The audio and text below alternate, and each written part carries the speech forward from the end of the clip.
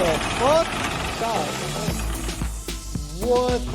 Alright, got this Lincoln NKS. Customer got the axle prepared at hitting a curb. Then came to us saying that the steering feels a lot off, probably needs alignment.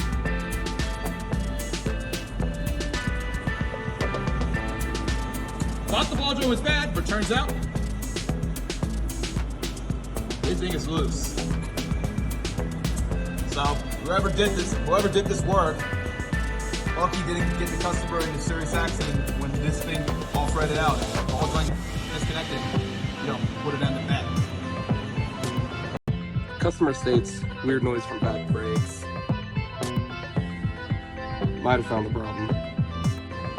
I decided to document this rare and wild creature, the 3-cylinder Hyundai Sonata, in its natural habitat, marking its territory, and leaking from a hole in the engine block. This thing's fucked. Really bad.